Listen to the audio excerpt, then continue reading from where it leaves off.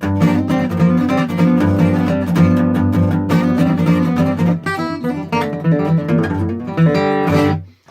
guys, I've had a lot of requests to give a kind of a guitar workshop here on my YouTube channel, just kind of talk through a little bit of what goes through my mind while I'm playing solos or whatever on my guitar with my band or even here on my channel. But mostly I'm going to be talking about flat picking today, which is using a pick like this instead of using 3 fingers, kind of like Earl Scruggs did, or 2 fingers like Merle Travis did.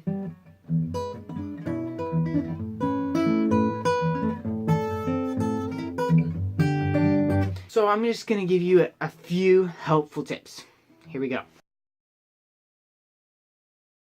The most important thing I can stress to you is to not lose the melody in whatever you do. So if you're playing a song that you know really well and someone, like you're at a jam and someone says, take it, as tempting as this is, don't just, go through every single lick you can think of. Because no one knows what song this is. It's scales and make sure above all we hear the melody, even if that means having to just completely simplify it down.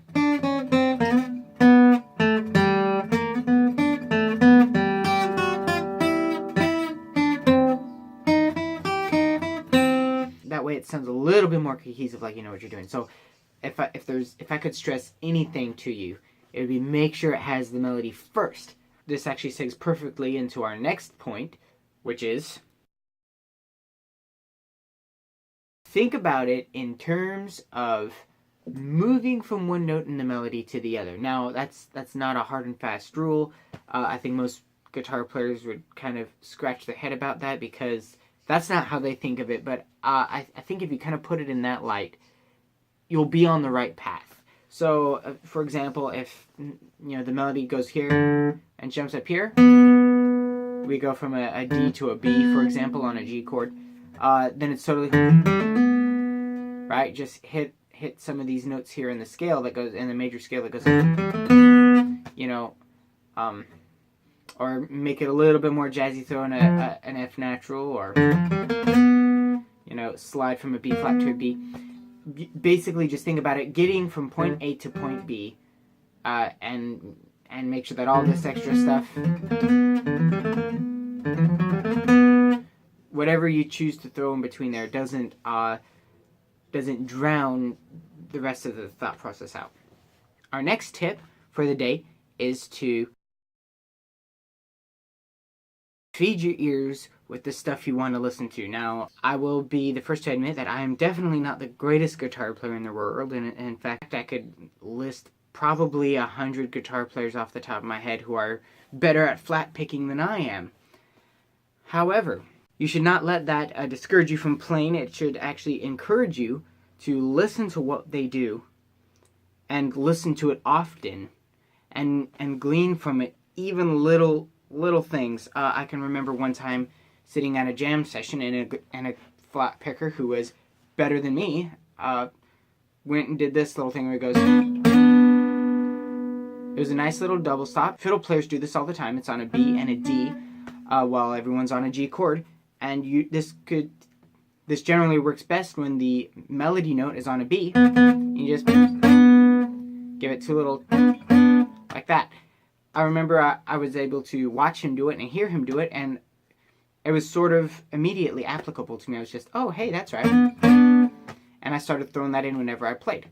Really small detail. It's not like, it didn't blow anyone's mind, but little stuff like another one is playing on a C chord, playing the B flat up 2 makes a C, so here's your 6th note on the C chord right here.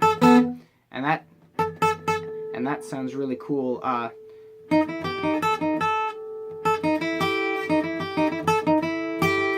Like that. Just learn little things like that when you watch guitar players play, and just completely play around with it. Next time you're practicing by yourself, just you and a guitar, find that and just monkey around with it a little bit.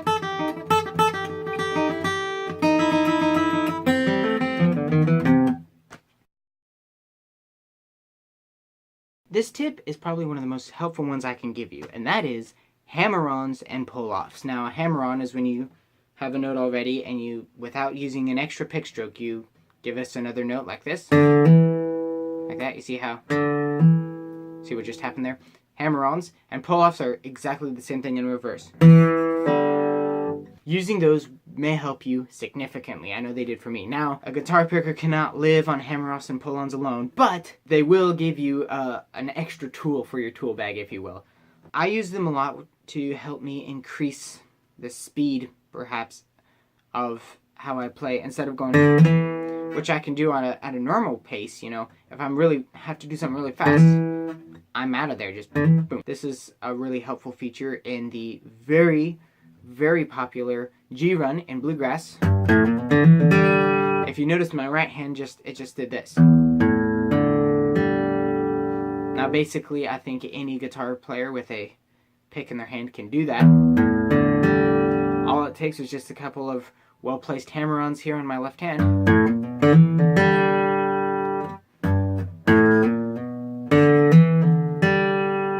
And you have a really cool G run. And you can do it one pick stroke at a time, but that really takes it. You know, ain't nobody got time for that. You just want to get out of there. You want to be in and out. Here's the lick that I use that uses a lot of pull-offs and hammer-ons. Sounds lightning fast, but if you watch my right hand, it wasn't moving as fast as it sounded. So that's probably one of the most helpful tips I can give you. I would like to draw attention to something I said a little bit earlier, and that's if the fiddle does it, it sounds really great on a guitar. And that, again, this goes back to having to listen to a lot of fiddlers play the fiddle, but find yourself a really, really simple fiddle tune and try and work it out note for note, not on a fiddle, on a guitar, and listen to how a melody will bring up little patterns like that over and over again.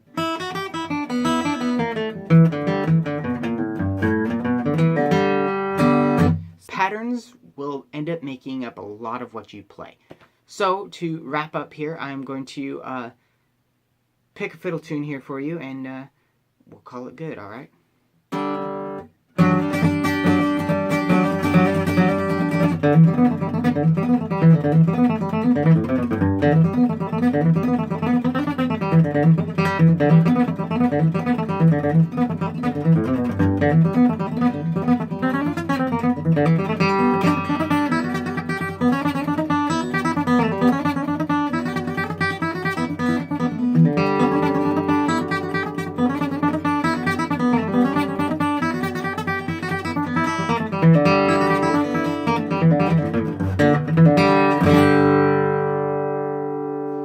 See y'all next time.